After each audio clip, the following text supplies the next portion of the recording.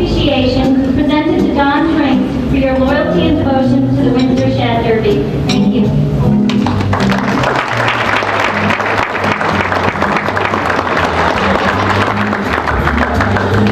We're pleased to honor a male student from your town with the Community Involvement Award for his activities and support of the community.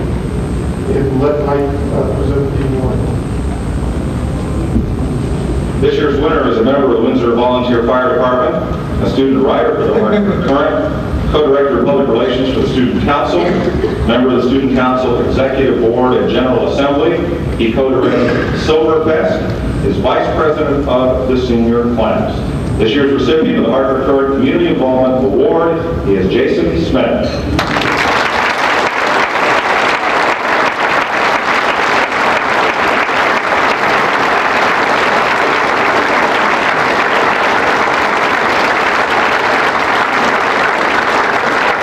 And now, ladies and gentlemen, let's meet the 1993 Windsor Shad Derby Queen candidates and their escorts.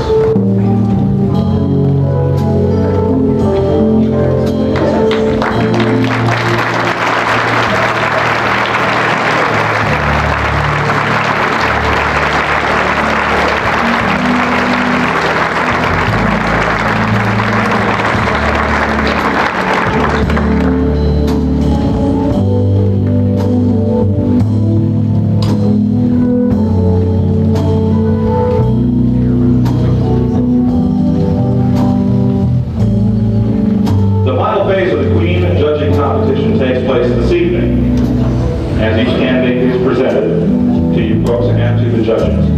Previously, the essay competition was held, as tradition holds, as each young lady parades the room, her essay is read. The questions for the essays were selected by Lorraine Ferraro, the consultant for the candidates, placed in envelopes and randomly selected by each candidate, who opened her envelope and then quickly had to write an essay, which we will read to you as she goes around the room. Our first contestant is Amy Beth Cirillo.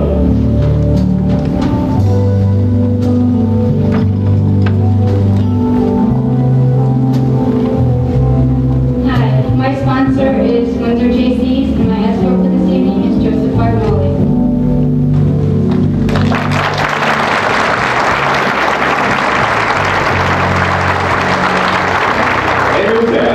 Her question was, in your opinion, why do most people cheat at Monopoly? And she responded, in my opinion, I feel most people cheat at Monopoly because they feel that being able to buy and have all the houses and hotels they can get is a dream that many people know will never come true. In real life, people want so much that they can't cheat to get. In Monopoly, the money sits in front of you within reach. In reality, if you don't have the money for it, you either can't get it or have to save up for it. We all know that plastic pays easily, but where's the money going to come from to pay it off? Money doesn't grow on trees, and in Monopoly it basically does, because it's easy enough to get.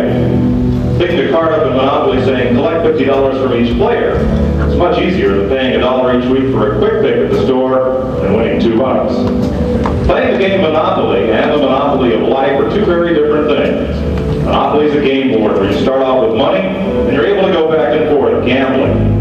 The Monopoly of life is pretty much having to deal with gambling your life. When you gamble all your money, you gamble away a lot of life's necessities. Money can buy some of life's necessities, but it cannot buy everything you want.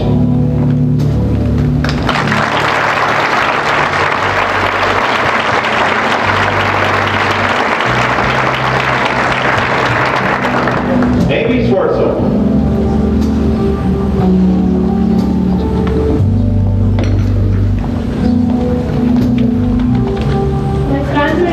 And my escort for this evening is Jason Garrett.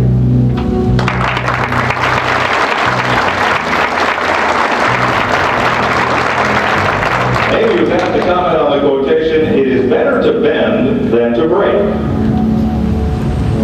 Life would not be complete without the feeling of being under pressure. From what outfit to wear to school or to work, to how we're going to decrease the budget deficit, people are under pressure. In this day and age, we need to be strong to overcome what is thrown at us. In every generation, Parents have said that their children will have it easier than they did. Well, not this generation. We're going to need to prepare ourselves against problems such as teenage pregnancy, caring for the baby boomers as they get older, and our country's financial situation. If we as a country do not come together and fight these issues, our world as we know it may not be nearly as pleasant to live in as it is now. If we all gave up and said, oh well, the government can handle it themselves, trouble would not be far behind. To give up is admitting that these problems cannot be solved. Obviously not all problems have simple solutions. If there's no apparent solution that can be discovered, compromise is always a good one. Our world would not be what it is today if we didn't compromise. Not every problem works out ideally. To be a person that bends and doesn't break over problems that seem impossible proves that the person is strong. It's always easy to give up on a difficult problem, but in the long run, these problems always seem to find a way to come back and haunt you.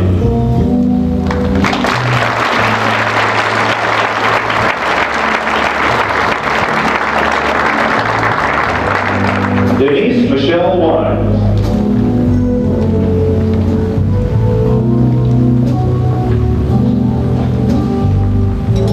Good evening. My sponsor is Ashley's Distinctive Jewelers and Gift. Our mascot for this evening is William Evans.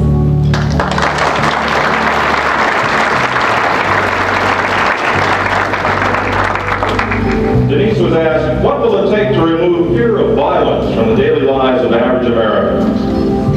She said, fear of violence is one that strikes the hearts of all Americans. How we deal with it all is all in how we live our own daily lives. For some, it's not a major concern. They live in the quiet suburbs and are only faced with it on the news. For others, they walk the city streets, fearing for their lives. Violence is a problem that not only Americans face, but also the rest of the world. To understand why there's violence, we must try to understand the ones committing it. Are they hurting? Have they been hurt themselves? Do they feel they're not good enough? Unity is an issue we've all had a hard time solving, but if people don't begin to understand that no one race, color, sex, or culture is better than the next, violence will always be a threat. There are laws against violence, and when an act of violence is committed, the punishment should be upheld. There should be more respect for the laws and for one another to reduce crime, violence, or even just the fear of it. Americans have become too passive. By being submissive, we are only harming ourselves. The laws should become more strict and actually follow through with what they were intended to do. The future of America lies in the hands of us. To sit back and think it's someone else's problem is simply being naive. Violence and crime are something that should be talked about with our children, our friends, parents, family, and co-workers. By ignoring it or keeping it quiet, we only make the problem worse.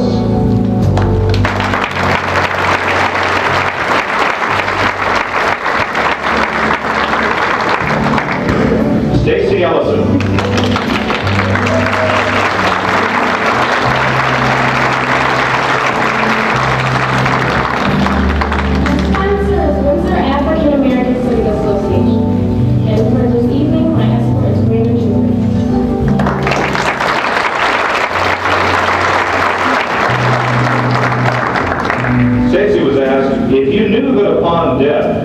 Each of us would be reborn as a random baby somewhere in the world. How would it affect your attitude toward aid to other countries? She responded, if upon death I knew I would be reborn as a baby somewhere in the world, it would affect my attitude toward aid for other countries in a more caring way. Being the inquisitive person I am, I decided to look up the definition of the word aid. And it said to provide with what is useful in achieving an end. Using this definition, I would devote my time and energy to promote unity amongst mankind. In today's world, everyone spends its time distinguishing the differences we share, instead of exploring how diversity could be an advantage. If we could unite to be one, we could educate each other, respect and understand the cultures we share, so that we would no longer have to place labels on people. Since I could end up in any country, I would be determined to get everyone to see the world's future as I see it, without unity, lost. Separatism is everywhere. At some colleges, they have an African-American Cultural Coalition, Puerto Rican Latin American Coalition, and an Asian American Coalition. Why not have a multicultural coalition? What's the purpose? It would help settle disputes and hatred amongst people and start making people come to the realization that we are all equal.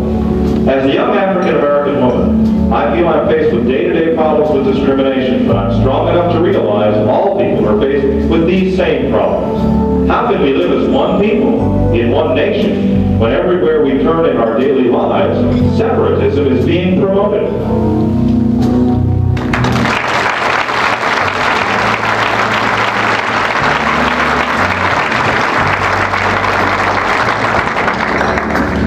Stacey Warren.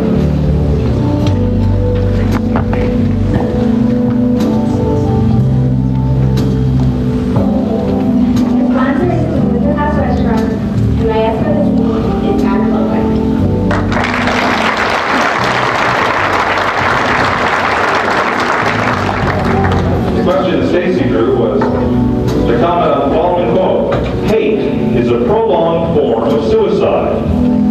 And she wrote, "There are many children in the world that face many problems. They may have emotional, physical, social problems, or even come from an abusive family. Many children don't even realize they are victims. Many children get put down by the low tolerance of their role model. When this happens, they're not sure how to react, and some consider suicide. Suicide often comes in place when they feel that they are in the way. As they grow older, children like asking curious questions. One might be, why her best friend committed suicide? Explaining to a 12-year-old might not be the easiest thing. Finding counseling and special schooling for these children would lower teen suicide averages in the United States. And as a future teacher of America, I believe that all children should speak out."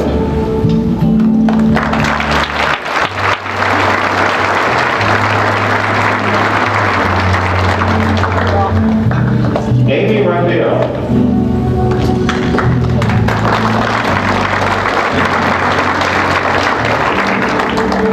Good evening. My sponsor is Second Look Hair Salon, and my escort for this evening is Michael Barassi.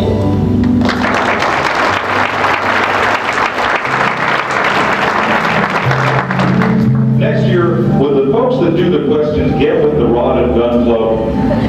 So we don't have quotes like the one Amy drew, "Only dead fish swim with the stream." And she replied, "Imagine a dead fish lying belly up as it floats down a stream carried by the current. This fish is helpless. It cannot move. It has been drained of all its life. Now think of this fish as a person. Dead fish float down the stream until they reach shallow water. Then they face the world lying on their backs at the surface of the water while they soak in life. Therefore, a dead fish can be compared to a shallow, lazy person. The dead fish of today's world are those who lack creativity and determination. These people simply go along with the flow of life no matter what. They just don't care. On the other hand, the lively, squirmy fish that is every fisherman's dream does quite the opposite. These fish fight the current, the boats, and eager fishermen. Similarly, a lively person is original, creative, and not afraid to be different. These people have a deeper soul and mental capacity as well as more determination. They do not allow themselves to be so easily conquered as do the dead. Likewise, lively active fish are found in deeper waters. They try not to come to the surface for fear of being caught. The active fish in modern society refuse to settle at the surface too. They don't want anything to stand in the path between themselves and their goals. Each day, more and more fish are surfacing. Don't be one of them. Fight the current. Keep on swimming.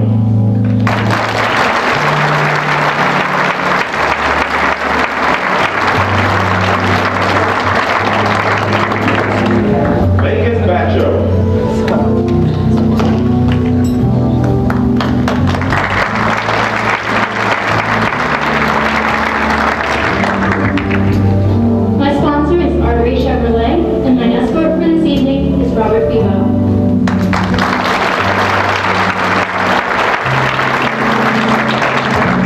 Question Megan drew was, is life more like a line or a circle, and why?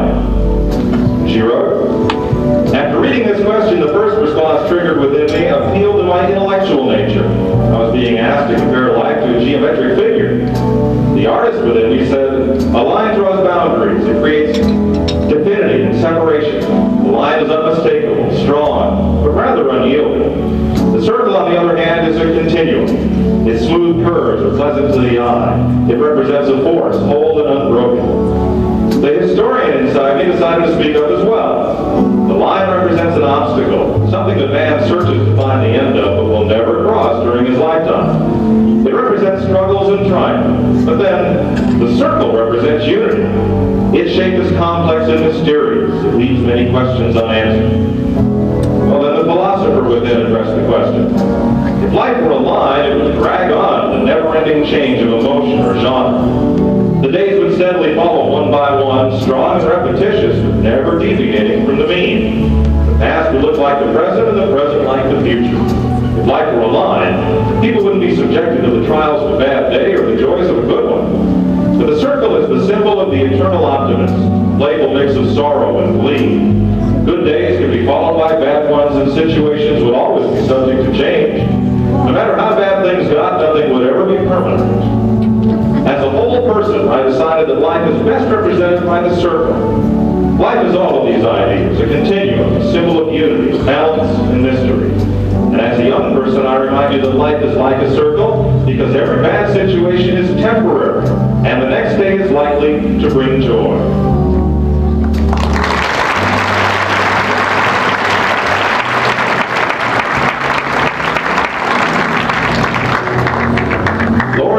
Munoz.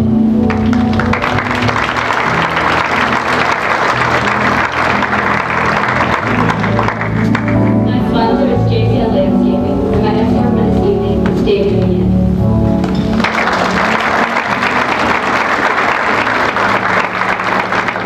The question Lori Beth randomly selected was, if you could be of a different race for just 1 year, would you do it? Why or why not?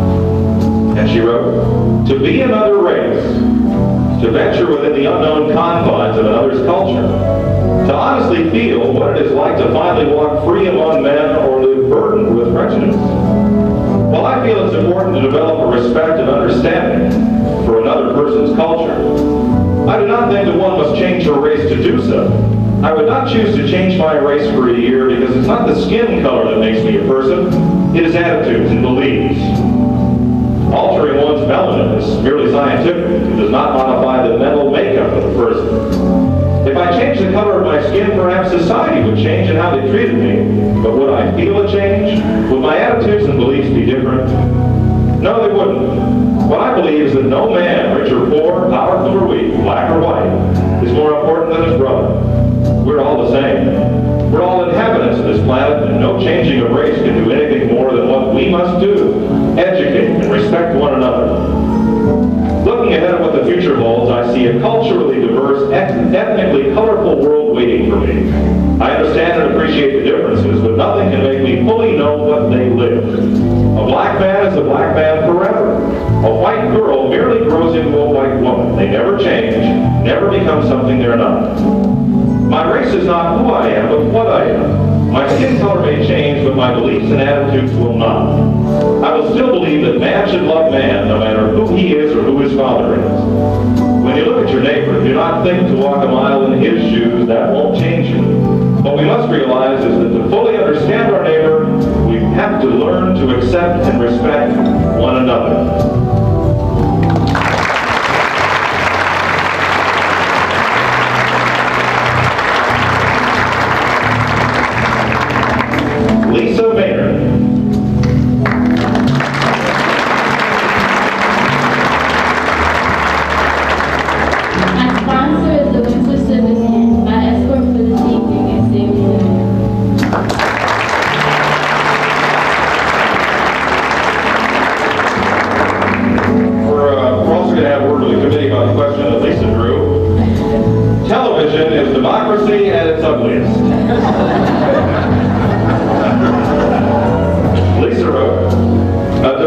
By definition, is a political system in which the supreme power is held and exercised by the people. Therefore, I disagree with the statement that television is democracy at its ugliest. For some time, people have not only played an active role, but also an important role in the media. Not only do we decide upon what is seen on television, but also what day and time. What is and what is not appropriate has been a main issue for many years. However, in today's society, our democratic society, we can come together and make decisions. Of course, people are different in one respect or another, and have their own perspective on life. I look upon television as a halfway point in our society.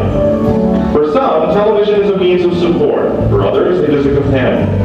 The television is one luxury everyone enjoys. That's why I disagree with the comment, television is democracy at its ugliest.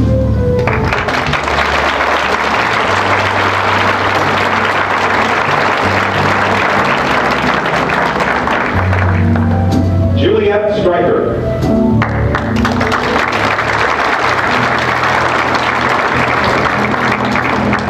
Good evening. My sponsor for this evening is New England Bank and Trust, and my escort is Michael Johnson.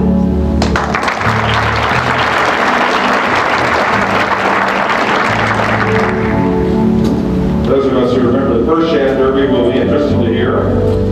If you could suddenly be any age at all, what age would you choose, and what would you hope to see differently? Juliet wrote, 17, I would say with a smile, because like every high school student, there is always one year you wish you could change. My junior year was the hardest. It wasn't the work that was hard, but the way I looked at myself. I was trying to feel more independent, self-assured, and self-motivated, but nothing worked. Things I used to enjoy doing I found to be a chore. At the time, I would ask myself things like, is it me? Have I changed? The answer was yes. I had changed and not realized it. I had grown up, I realized later that year. It wasn't the activities that I was doing, but the reasons for doing them. I was caring too much about what people thought of me to stop and care what I thought of myself. And that's what's important. It's not who you are in other people's eyes, but who you are in your own eyes that matters. If I were able to go back and do the year over knowing that, I think I would have been able to see the situation differently and enjoy the year more. Unfortunately, it'll never happen.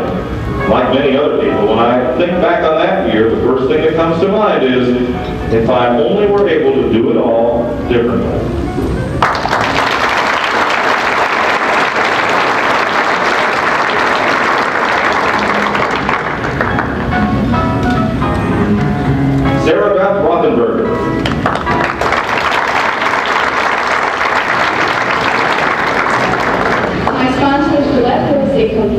And my escort this evening is Chandler Wells.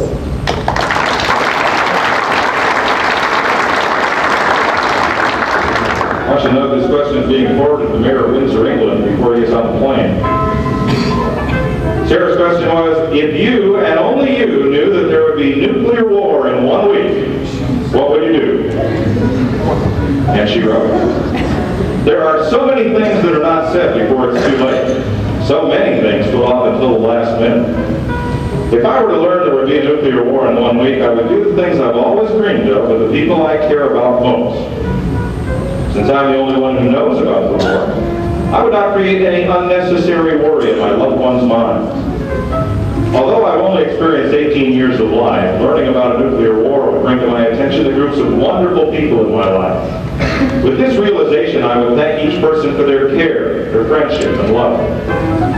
Learning that you only have 1 week to live creates a certain anxiety to do everything you've ever wanted to do and fast. Among my dream accomplishments would be being a dramatic lead in a famous play, singing to an audience of thousands, having my name in lights, publishing some of my poetry. Of course, these accomplishments would mean nothing without the support and encouragement of my family and friends. Naturally, they would be with me every step of the way. Family and friends are extremely important to me. Learning that nuclear war would occur in a week would warn me not to let a single one of them out of my sight. For when the end of the week is near, I want them there for me. More importantly, I want to be able to thank and repay them for all they have given me, for making my life truly complete.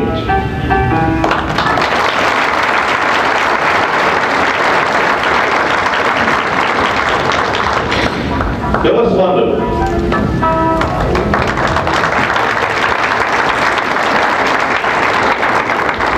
Good evening. My sponsor is Kenny Rowe Veterinary Clinic, and my escort for this evening is Josh Berlin.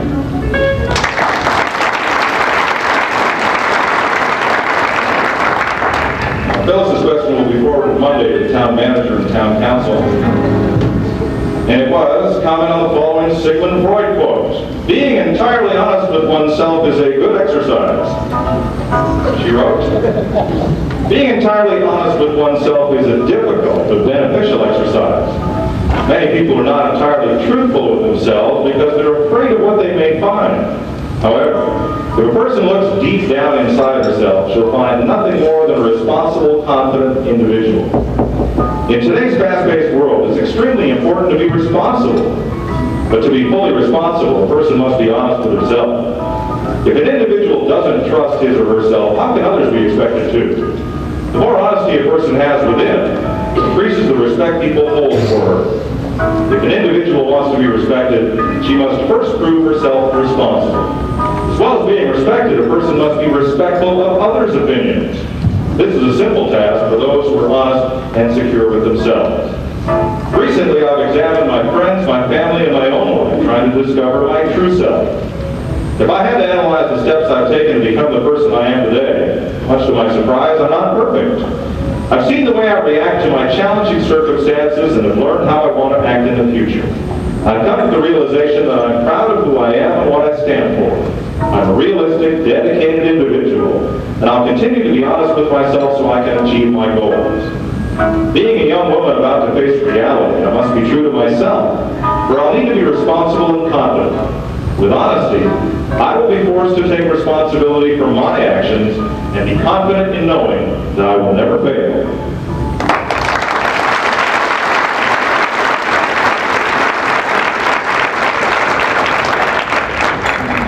Robin Boulette.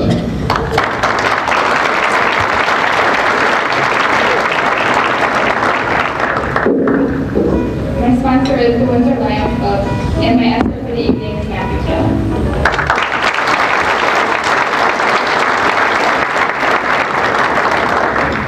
The question Robin drew was, do you believe that children should have the right to be legally emancipated from their parents?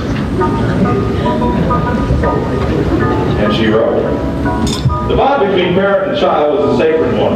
The absence of parental affection is devastating for a child. I believe that in cases such as abuse, neglect, or abandonment, emancipation of minors should be able to take place. To a young child, the parent acts as a role model. If the parent is absent, the child may resent him and behave in a way that may be harmful to himself and those around him to get the attention a child may feel he deserves. Coming from a supportive family, the support that I have received in everything I have done has motivated me to be the best that I can be. I know that I will never have to go through anything alone. If abused or neglected children have the opportunity for a healthier, happier life, there's no reason it should be denied. Programs are available, such as foster care or adoption. This would allow these children a second chance at living with people who will support, nurture, and care for them the way they deserve. Everyone deserves a chance to be happy. Emancipation of minors is certainly justified in negative situations.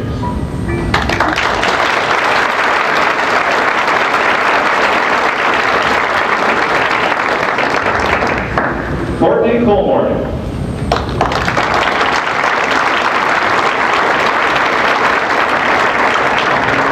Good evening. My sponsor is Windsor Kiwanis Club, and my escort for this evening is Sean Chinley.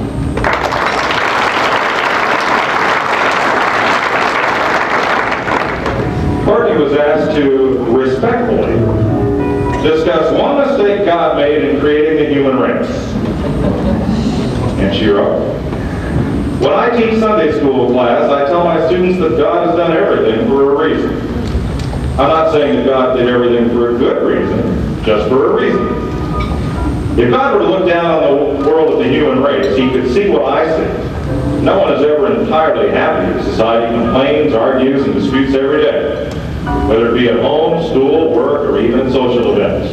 We criticize and stereotype each other all the time. We have to come together and unite, if not in this generation, then the following one, and the next, and the next. In our culture, One person may be great and powerful. However, that means other people have to fail and be defeated. Our world has to endure these bad times, perhaps by our inner positive attitudes and reasons. If not for my sake, then how about yours and your family and friends? Let me ask you a question I've been wondering about for a long time. Why can't society say warm, comfortable things about each other? Why can't we see peaceful things on the 6 o'clock news? All we see is violence, racism, and hatred between other countries and among ourselves. We're all human, all the same in so many ways. We should not be discriminated against because of race, color, age, or sex. People will have to come to realize that if we don't stop the discrimination in our society, we will all vanish without even accomplishing friendship, love, and understanding.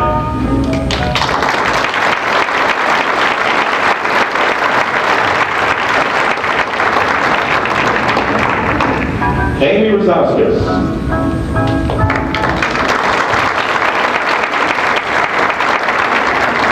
My sponsor is Windsor Federal Savings and Loan, and my escort for this evening is Jason Sneddon.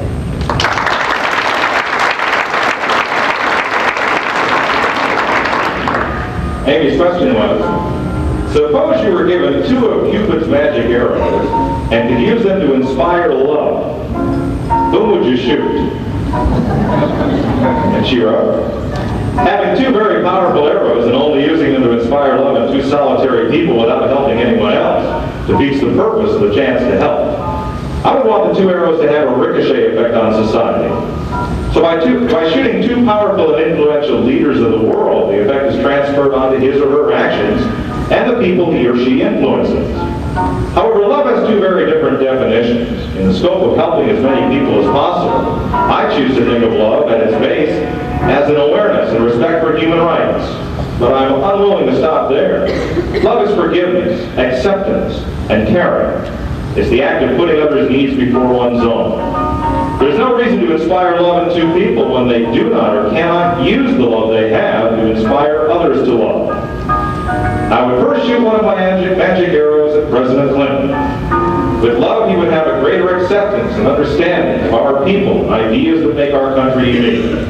Much is going on in the United States now with minorities, women, homosexuals, and disabled people. When problems arise dealing with money and other material concerns, the new love and understanding President Clinton has acquired would allow him to deal with others more easily and would transfer to them for use in their lives.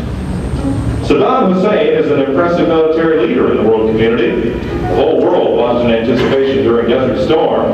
The actions of both the U.S. and Saddam influenced world actions. By shooting him with a love arrow, his acceptance and awareness of human life would grow and would prevent him from acts of aggression. He is a leader, and his actions are closely followed. By changing his mode of operating, others would think and might possibly follow. 2 of Cupid's love arrows are certainly a special gift that I would not take lightly. I feel the need to let the power of love infect as many as possible, and through that love incur a new sense of understanding and acceptance in the world.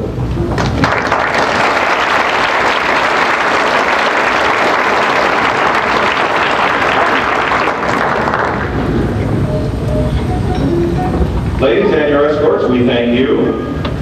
The judges have their task to complete, and then our Bryce Waterhouse representative, Dave Olden, will tabulate the scores. So we invite all of you to dance or just enjoy the music. And the 5 most famous words of the Coronation Ball, the bar shall remain open.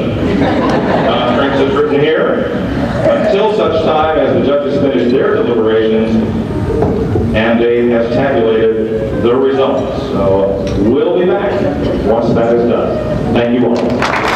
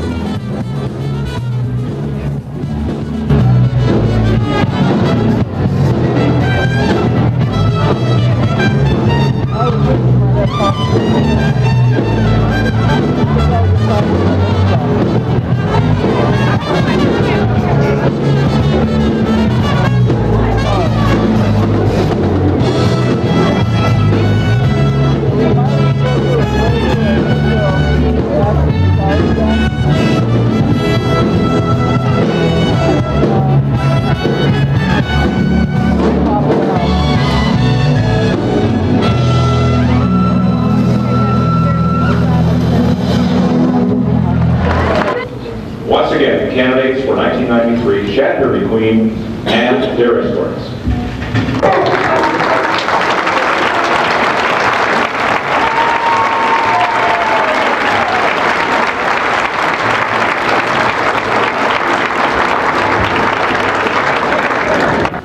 And would you welcome, please, your 1992 Shad Derby Queen, who completes her reign this evening, Kristen Renee Mary.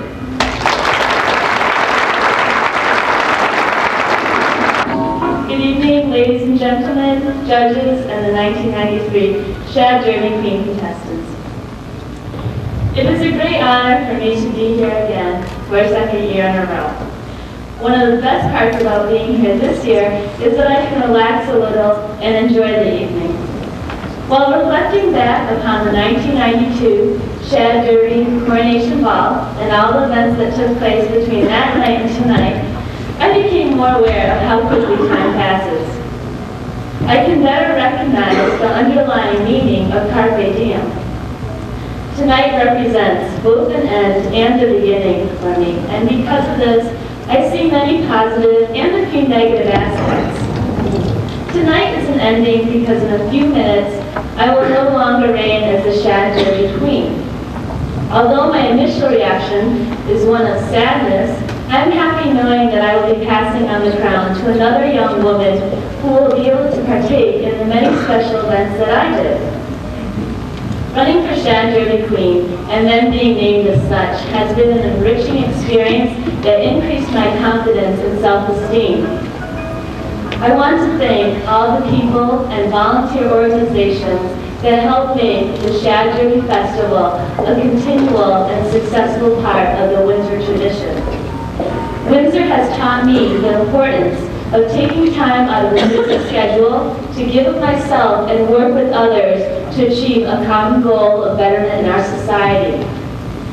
As an aside, when applying to Wellesley College a year and a half ago, I had to write an essay on their motto that states, "Not to be served, but to serve." This is an easy essay for me to tackle because I have learned just by living in Windsor that one of the best rewards in life is knowing you can be of service to others. Thus, Windsor and its strong academic programs helped me earn acceptance to Wellesley. Tonight is also a beginning. My duties as queen are coming to an end, and my time has come to move on outside the town of Windsor and take hold of the bigger world that lies beyond.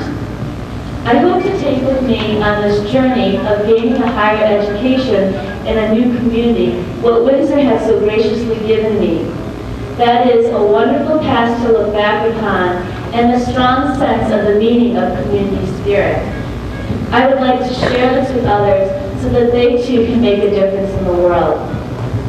I will miss being the Fish Queen, but I will always remember and cherish my experiences as an active participant of this Windsor traditional event.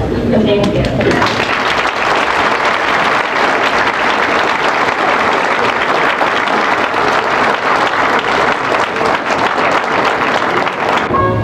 Kristen returns to her throne where in a few minutes she will hand over the crown of Shad Derby Queen.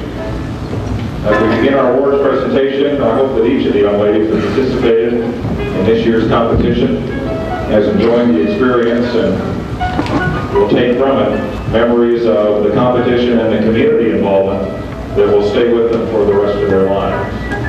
And with that, we begin the award ceremony. The Community Involvement Award is sponsored by the Windsor Junior Women's Club. It's presented to the girl who has shown outstanding commitment to her community through her school, church, or town activities. She receives a pewter gift and a $300 savings bond. The winner of the Windsor Junior Women's Club Community Involvement Award is Miss Windsor-Civitan Lisa Maynard.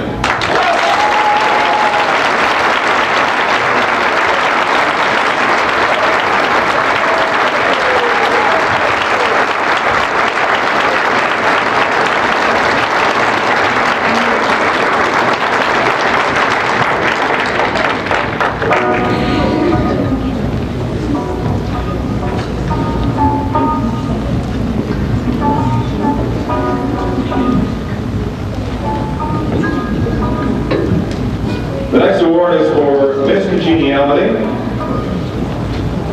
and to the recipient goes a $350 United States Savings Bond. This is selected by her peer.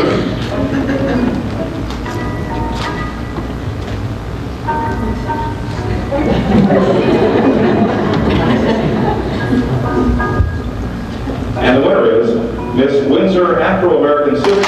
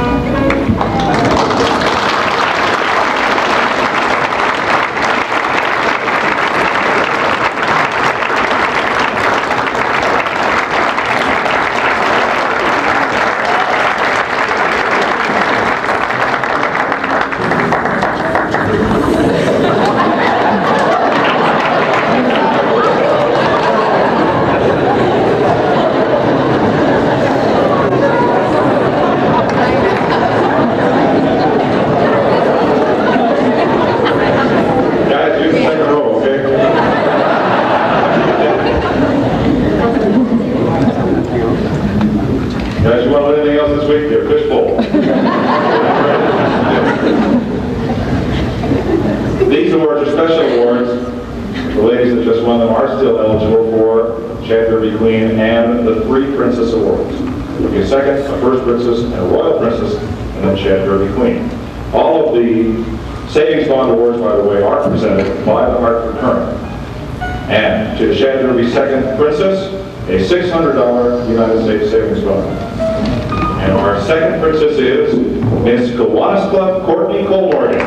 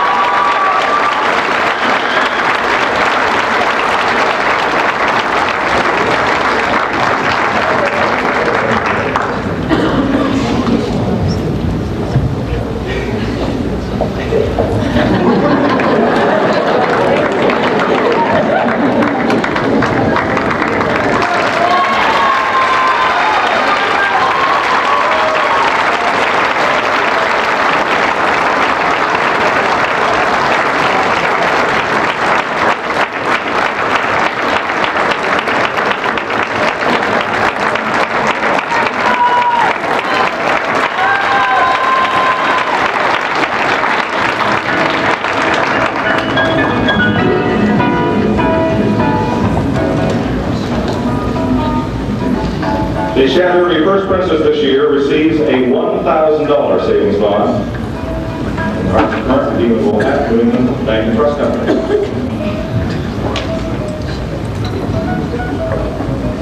And the first princess is, for 1993, Miss Windsor Federal Savings, Amy Elizabeth Brzezowskis.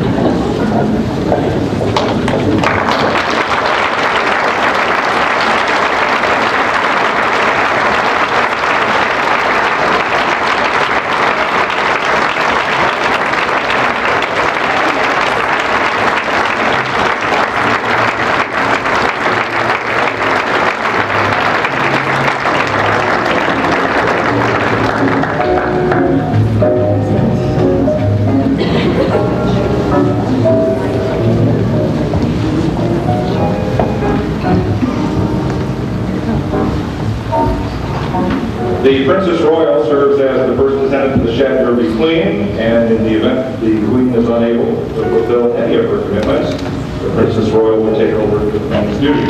In that regard, the Princess Royal will receive a $1,500 U.S. savings bond. And this year's Princess Royal is Ms. Artery Chevrolet Megan Macho.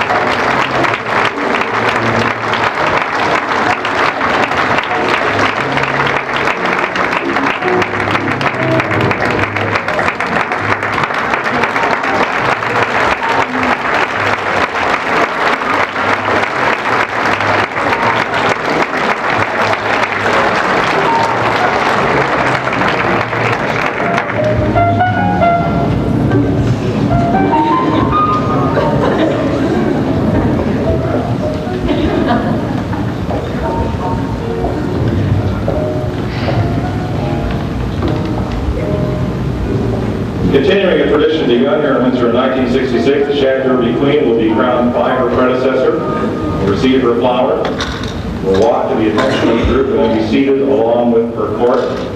We'll have pictures for the Hartford Current and other media, and then we'll welcome the winner's parents and sponsors to come forward and congratulate her on the other ceremony.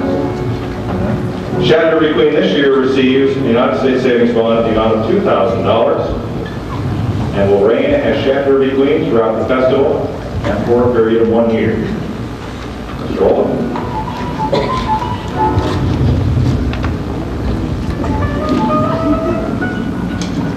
The winner is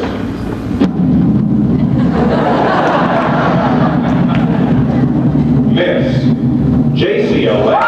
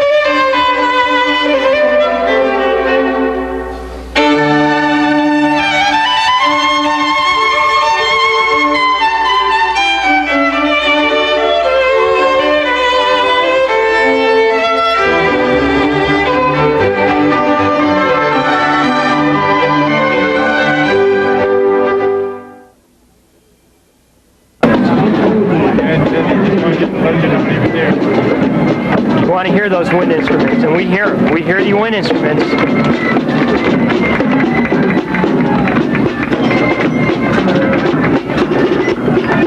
All right.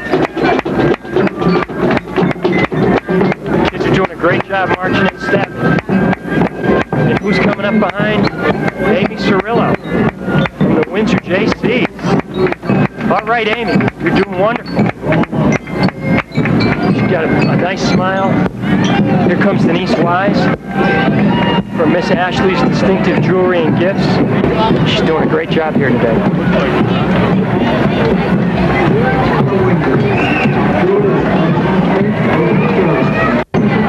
Maybe Denise is going to look this way. There she is. She's smiling.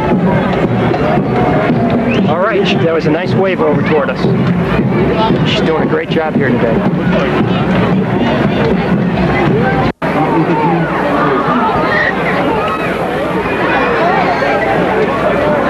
Now we have flower harvest. The traditional float. Somebody's throwing candy. All right. It's one of the Shad Derby contestants, Juliet Stryker. She's from the New England Bank and Trust Company. Welcome you. Joe, they just told him not to throw the candy. All right. You're doing a great job today. You're doing wonderful.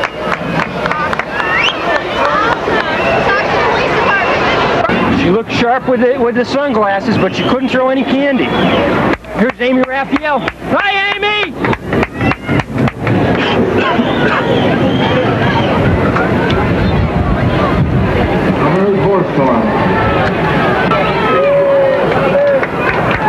Here's Robin Oliette, Miss Windsor Lions Club. She's great. Stacy Warren, Miss Windsor House Restaurant, which is right behind us. We tried to get her to play the toilet toss earlier, but she was a little reluctant. Phyllis London, here she comes. Miss Kennedy Road Veterinarian Clinic. Phyllis! You're doing great! You're doing great!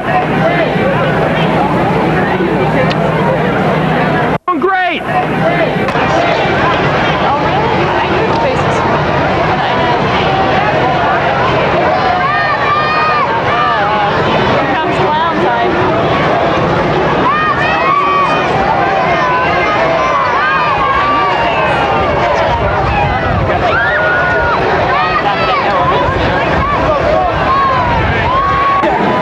It is mosquito weather.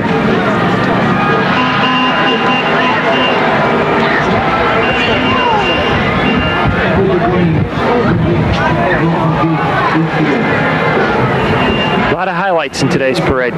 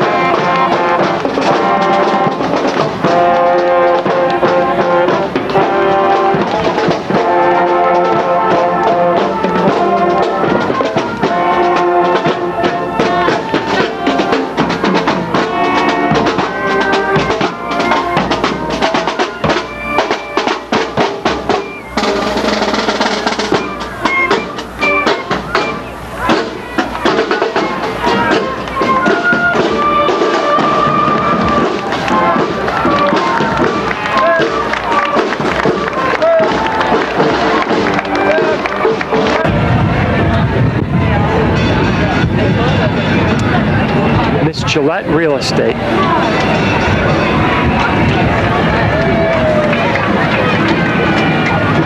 think that's Lynn and Gillette in the car. Oh, this is So don't cut in front of Corey, There's Dorothy DeCosto, Dottie, Miss Senior Shad Derby. She's looking great up there and smiling. She got the wave. Charles Chapman's coming up behind. He's the king. He's the king. He's got the American flag there behind him. They're in those sporty cars.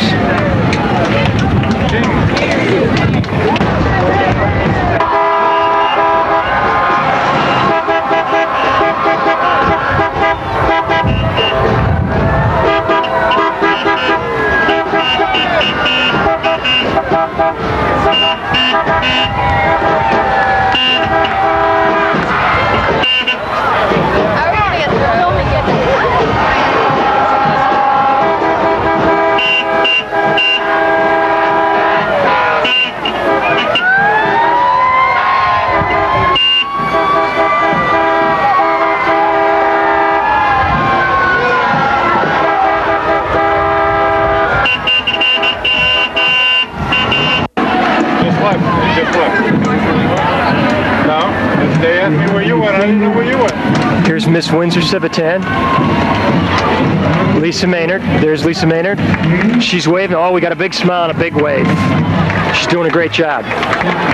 You're doing fantastic, Lisa. And here comes a float, courtesy of Bill Seelig Ford. Stacy Allison in front. She's Miss Congeniality. Courtney Cole Morgan from the Kiwanis Club, second princess.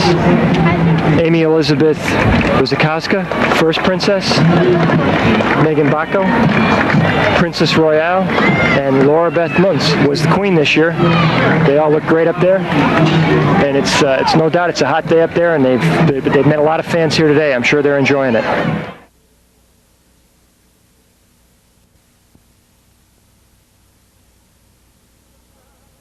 Take some time, which I share with a friend. Not very old, sometimes it likes to pretend. We play some baseball, maybe go to the gym. And when times are rough and he's out on the limb, he's got a big brother to sit and talk with, a big brother to take a walk with. Buddy, can you spare a weekend or two with the little guy who needs you? Why not try something new? Be a bit